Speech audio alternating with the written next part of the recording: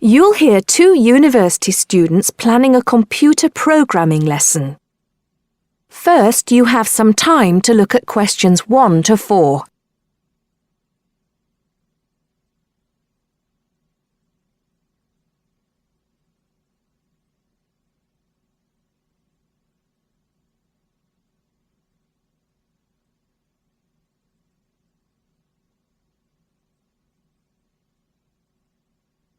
Now listen carefully and answer questions 1 to 4. Hi, Hardeep. Is now a good time for us to plan that computer programming lesson we've been assigned? Hey, Don. I was just thinking about that, actually. Yes, let's get it out of the way now, shall we? I've got the instructions here. So, it says, design a 45-minute lesson for a class of 16 teenagers where they learn how to write a simple computer program in BASIC. Now, I know, of course, that BASIC is the computer language people used to use back in the 1980s when they wrote programs on microcomputers, but I'm not sure I feel very comfortable teaching anyone about it. Well, I did a bit of research yesterday and found out quite a few things, so I think we'll be okay. Great. So, what do you have in mind? Well, I think we should presume that none of the kids will know anything about BASIC. So why don't we start with a short multiple-choice quiz? It could focus on things like what BASIC is, what the letters stand for, when people used it, things like that. That sounds good. I guess it shouldn't take long. Just the first 5 minutes of the lesson, something like that. I don't think we should make the students do it on their own, though. That'd make it too much like a test. Shall we let them do it in twos so they can discuss their choices? Yes, good idea. Then we'll go through the answers with them as a whole group. Good. What next? Well, I've had an idea for the program they could write. I'll tell you about that in a minute. I think the key thing is, though, that before they actually sit at their computers, and I think we should presume that they're doing this lesson in a computer room, they make a flow chart of what they want the program to do. That's usually the best way to start writing a program. This flow chart will show all the different stages of the computer program, right? Exactly. It's probably best if the teacher stands at the board and everyone works on that together. Yes, otherwise they'll all come up with different flow charts and it'll get confusing. Precisely. I imagine making the flow chart will take about 15 to 20 minutes. Then they use that to write their computer program. Well, actually, I think there's a stage before that. You see, the flow chart will be in English. They're going to need to be taught a few basic commands so they can write their computer program. Now I'm getting out of my depth. What kind of thing would that be? Well, for example, when you want text to appear on the screen, the command is print in capital letters, followed by the text you want to appear in double inverted commas. Oh yes, I think I've seen that before. Right. So they'll need to be taught 5 or 6 commands before they use them to write their program. Okay, so how shall we do that? With the teacher talking to the whole class again? Well, we could, but it might be more fun to make it more like a competition, where there are a few teams competing against each other. Each team has maybe 4 or 5 people in it, and they have to do some kind of matching task. You know, they match the command print with to make text appear on the screen, something like that. That sounds good. Teenagers love competing with each other. Exactly. And then, for the final part of the lesson, they use their flowchart and the commands they've learned to produce the program. Let's presume, shall we, that there are 8 computers in the room, so that's 2 students for each computer.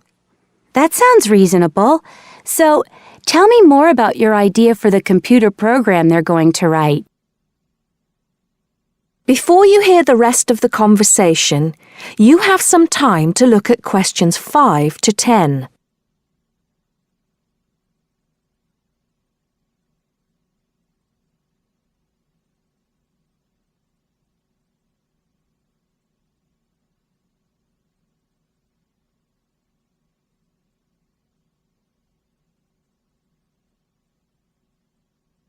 Now listen and answer questions 5 to 10. Okay, so it's a very simple program. I've actually written it down here so we can go through it together. Okay, so the first line says 10 CLS. What on earth does that mean? Well, every line of a basic computer program starts with a number. They usually go up in tens, so the first line is 10, the second 20, and so on. And CLS is the command we use in BASIC to clear the screen. Oh, I see. So that's just telling the computer to start with a blank screen. Exactly. Then we move on to the next line. So this one says 20, print, guess a number between 1 and 10. Right, I see. That appears on the screen. It's not that difficult, is it, when you get the hang of it? Let's see if I can work out the next one. 30, input I. Oh, not sure about that. Well, all that's saying is that the person playing types in a number. Input is the basic command for type in, and I just means any number you like. Oh, okay. Then what happens next depends on what the number is. So we've got 40 if I is less than 1, or if I is greater than 10. Then print. Bad choice. Right, so if they type, say, 0 or 11, that appears on the screen. Exactly. And then this next line takes them back to where it asks them to type in a number between 1 and 10. That's line 50. I see. And line 60 says, if I equals 6, then print. Correct. Ah, okay. So if they've typed 6, they've got it right. And if they haven't typed 6, which is the next line, then try again comes up on the screen, and that takes them back to where they choose another number. It's clever. Well done.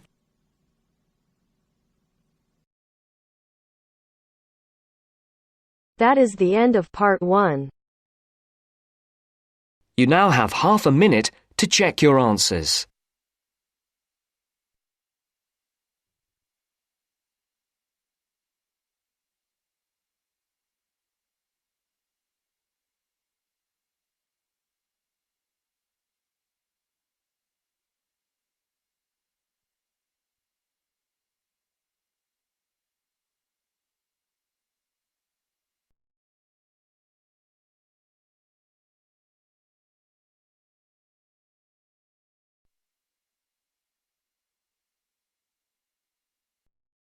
Now turns to part 2. Part 2. You'll hear a lecturer talking to students about the ozone layer and CFCs. First, you have some time to look at questions 11 to 17.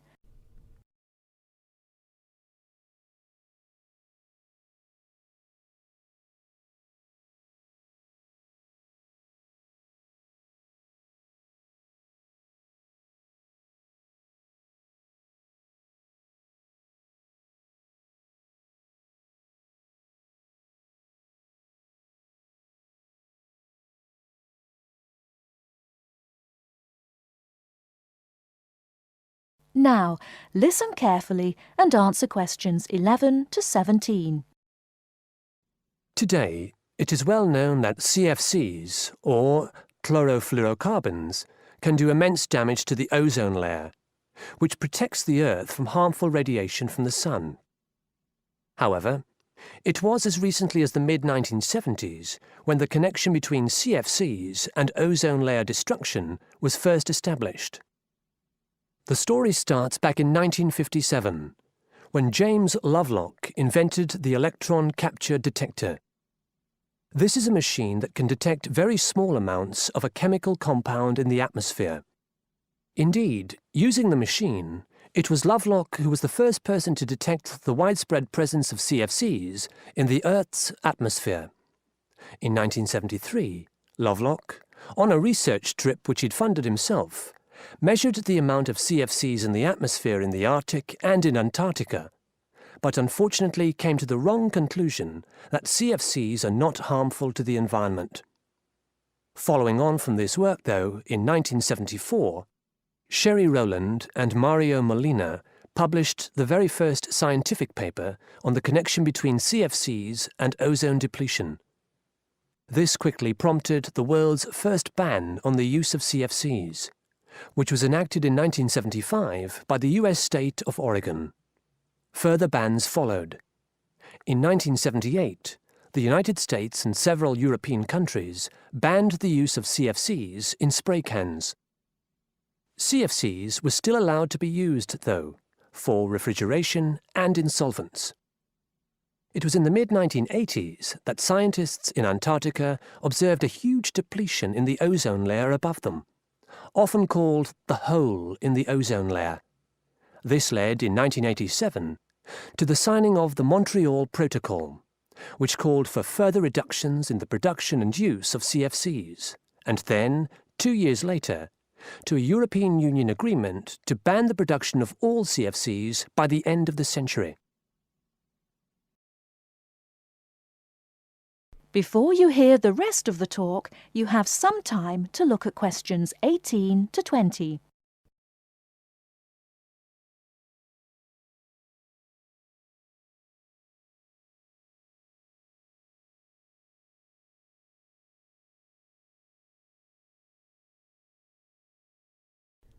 Now listen and answer questions 18 to 20.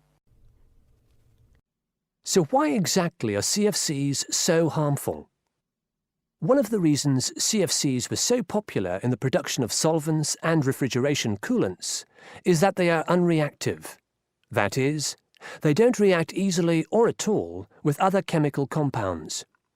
It's this property, however, that also makes them dangerous.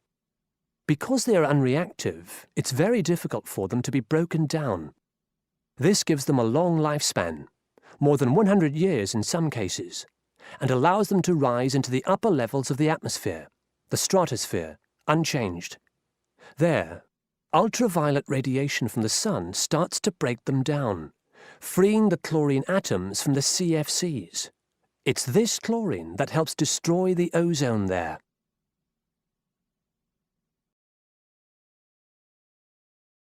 That is the end of part 2. You now have half a minute to check your answers.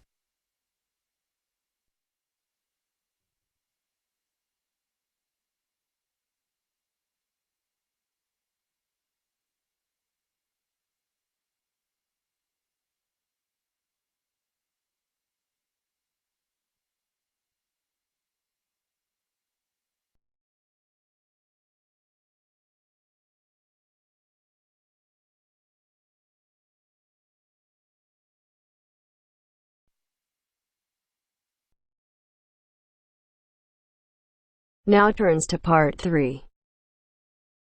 Part 3. You'll hear two students discussing a survey they have to write as an assignment. First, you have some time to look at questions 21 to 26.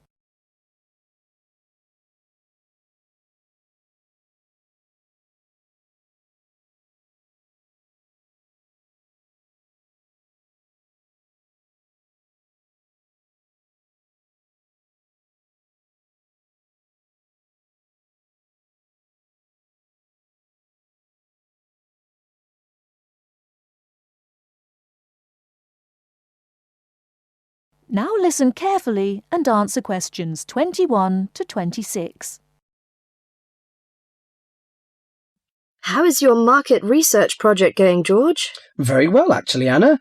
I've just got the results of the survey back, and so now I have to draw some conclusions from the information I've collected. That's good.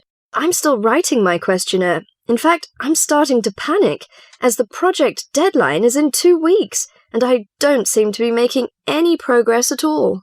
What is your topic? Forms of transportation in the city. What about you? I've been finding out people's attitudes to the amount of violence on television. That's interesting. What do your results show? Well, as I said, I haven't finished writing my conclusions yet, but it seems most people think there is a problem. Unfortunately, there is no real agreement on the action that needs to be taken. Nearly everyone surveyed said that there was too much violence on TV, A lot of people complained that American police serials and Chinese kung fu films are particularly violent. The main objection seems to be that, although a lot of people get shot, stabbed, decapitated, and so on, films never show the consequences of this violence. Although people die and get horribly injured, nobody seems to suffer or live with the injuries. Any children watching might take the heroes of these programs as role models and copy their behaviour. So, what did most people suggest should be done? A lot of people were concerned about how these films affect children. They are particularly worried that children will try to behave like the stars. The survey shows that violent programs should be broadcast after 10 p.m, when most children are already in bed. There is also a significant minority of people who feel that violent films should be banned altogether. Or how did people feel about the violence on news broadcasts? Most of the responses I have looked at have felt that violence on news broadcasts is more acceptable as it's real. Although it's unpleasant, it is important to keep in touch with reality. Still, many people thought that it would be better to restrict violent scenes to late viewing.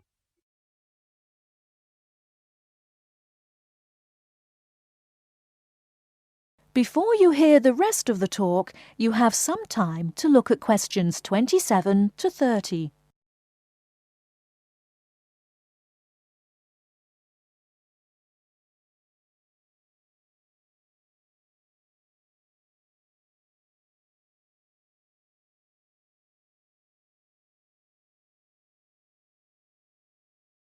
Now listen and answer questions 27 to 30. Your survey sounds very good. How many people filled it in? I gave out 120 and I got 70 back. That's a very high rate of return. Who did you give your questionnaires to? I gave a copy to every student in my hall of residence and a few to friends from other colleges. Don't you think that this will influence your results? How do you mean? The people in your hall of residence are all about the same age. They're all students and from similar backgrounds. Therefore, it is likely that they will have similar opinions. Your results represent student opinion, not public opinion. So how are you going to do your research? Well, I'm going to interview my respondents in the shopping mall. What I'll do is ask people if they have 5 minutes to spare to answer a few questions. If they agree, I will ask them some multiple-choice questions and tick off their answers on my sheet. Isn't it very difficult to ask meaningful questions using multiple choice? Yes, it is. The secret to writing a successful survey is to write simple multiple-choice questions that target the information you're looking for.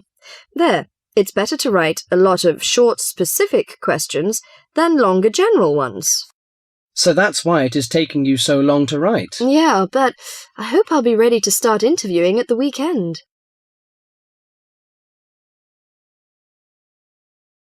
That is the end of part 3.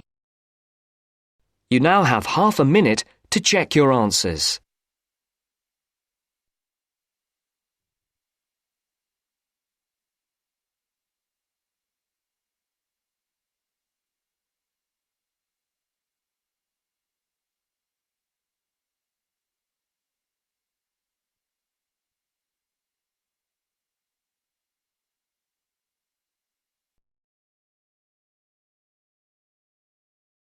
Now listen carefully and answer questions 31 to 40. Cheese is one of those foods that we tend to take for granted as always having been with us. And it's odd to think that someone somewhere must have discovered the process to make cheeses. That takes place today. In the studio to tell us all about it is Monica Maxwell. Today, we all know that the process of making cheeses takes place when microorganisms get into milk and bring about changes in its physical and biochemical structure. Well, obviously, we don't know who discovered the process, but it's thought that it came from Southwest Asia about 8,000 years ago. In the early time, there were mainly 2 types of cheeses. One of them was rather tasteless and bland in the case of the so-called fresh cheeses, which are eaten immediately after the milk has coagulated. And another one was rough tasting and salty in the case of the ripened cheeses, which are made by adding salt to the soft fresh cheese and allowing other biochemical processes to continue so that a stronger taste and a more solid texture resulted. The ancient Romans changed all that. They were great pioneers in the art of cheese making, and the different varieties of cheese they invented and the techniques for producing them spread with them to the countries they invaded. This spread of new techniques took place between about 60 BC and 300 AD. You can still trace their influence in the English word cheese, which comes ultimately from the Latin word Caseus, that's C-A-S-E-U-S. At this stage in history, people weren't aware in a scientific way of the role of different microorganisms and enzymes in producing different types of cheese, but they knew from experience that cheese's tastes were relevant to something. If you kept your milk or your pre-cheese mixture at a certain temperature or in a certain environment, things would turn out in a certain way. In the 19th century, with the increasing knowledge about microorganism, there came the next great step forward in cheese making. Once it was known exactly which microorganism was involved in the different stages of producing a cheese, and how the presence of different microorganisms affected the taste, it was possible to introduce them deliberately and to industrialize the process. Nowadays, cheese is made on a large scale in factories, although the small producer working from his dairy farm continued to exist and still exists today. Cheesemaking moved very much into the world of technology and industrial processes, although because the aim is still to produce something that people like to eat, there's still an important role for human judgment. People still go round tasting the young cheese at different stages to see how it's getting on, and may add a bit of this or that to improve the final taste. Whatever the scale of production, there is still room for the development of art alongside the technology. That is the end of part 4. You now have half a minute to check your answers.